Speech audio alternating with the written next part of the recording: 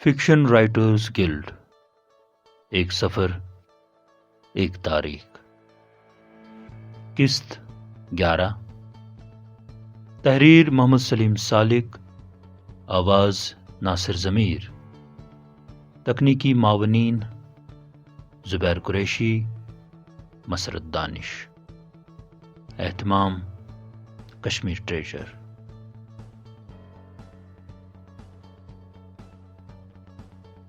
خوشگوار یادیں سمیٹے ہم لوگ گلہ نبی شاہد صاحب سے رخصت ہوئے۔ راستے میں ناصر ضمیر نے مجھے اس بات کا احساس دلایا کہ کیا صحیح معنوں میں ہم کوئی ایسا پلیٹ فارم بنا سکتے ہیں جہاں تلاش ادب کی خوشبو اور رائٹرز کلب کی جستجو موجود ہو۔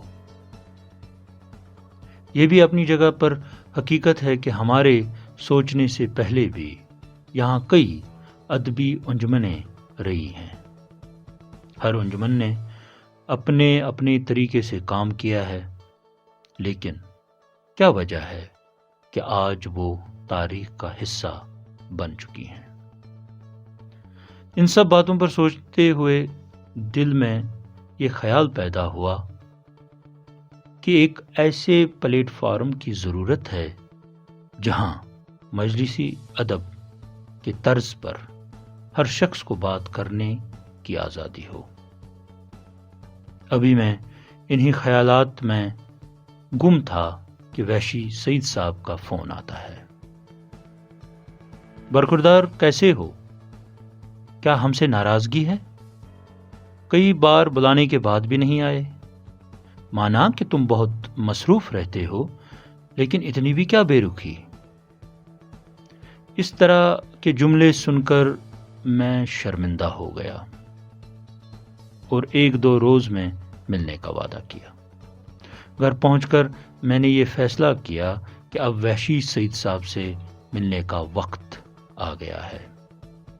اگلے دن سپہر کے بعد میں نے ہوٹل شہنشاہ کا رخ کیا تو ڈل جھیل کے نظاروں نے مجھے بہت متاثر کیا۔ ڈل کے کنارے آباد شہنشاہ ہوٹل کی شان ہی نرالی ہے۔ ہر طرف دل نشین اور خوبصورت مناظر انسان کو ذہنی طور پر آسودگی فراہم کرتے ہیں۔ کسے معلوم تھا کہ مستقبل قریب میں شہنشاہ ہوٹل ایک ادبی مرکز بن جائے گا۔ جو ہی میں نے ہوٹل شہنشاہ کی دہلیز پار کی تو دل میں ایک فرحت بخش احساس امڑ آیا اور دور سے ہی وحشی سعید صاحب کی بھاری بھرکم شخصیت کے آثار معلوم ہو رہے تھے۔ مجھے دیکھتے ہی انہوں نے بڑی خندہ پیشانی سے میرا استقبال کیا۔ شہنشاہ ہوٹل کے باغ میں پہلے ہی کوئی مجلس جمی ہوئی تھی، جس میں نور شاہ، مظفر ایرج، اشرف انصاری، شیخ بشیر احمد، عبدالرشید راہگیر اور کچھ دیگر ناآشنا چہرے بھی موجود تھے۔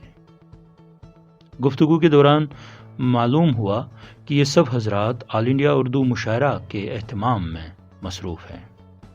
شعراء کی لسٹ فائنل ہو رہی تھی، مہمانوں کے بورڈنگ اور لاڈجنگ کی ذمہ داریاں بانٹی جا رہی تھیں، شامیانے اور کھان پان و دیگر امور پر بحث و مباحثہ جاری تھا اور ساتھ ہی دعوت ناموں کی تقسیم بھی زیر غور تھی۔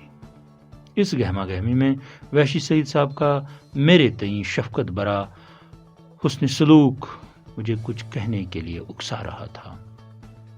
میں نے خوشی کا اظہار کرتے ہوئے اپنا مدعا بیان کیا کہ ہم ایک ایسا پلیٹ فارم قائم کرنا چاہتے ہیں جو خاص فکشن کی ترقی و ترویج کے لیے وقف ہو۔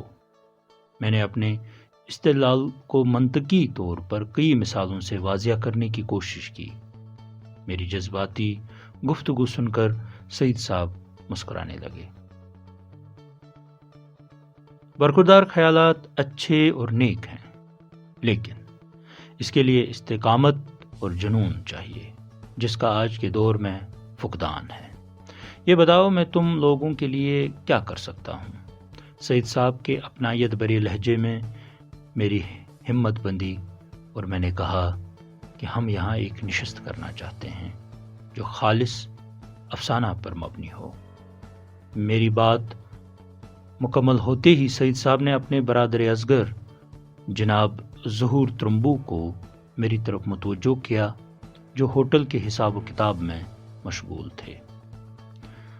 ظہور صاحب نے میرا سر تاپا جائزہ لیتے ہوئے کہا کہ یہ نوجوان کیا کرنا چاہتا ہے۔ سعید صاحب نے میرے خیالات کی مختصراً ترجمانی کی۔ میں شدید تذبذب میں دونوں حضرات کو دیکھ رہا تھا کہ اچانک سعید صاحب مجھ سے گویا ہوئے نشست کب کرنی ہے اور کتنے لوگ ہوں گے۔ میں نے کہا ابھی تاریخ طے نہیں ہوئی ہے۔ سعید صاحب نے مجھے یہ کہہ کر رخصت کیا کہ برخوردار، ہوٹل کے دروازے تمہارے لیے ہمیشہ کھلے رہیں گے۔ جاری۔ اگر آپ کو یہ ویڈیو پسند آیا ہو تو برائے کرم لائک، شیئر اور سبسکرائب کرنا نہ بھولیں۔ بہت بہت شکریہ۔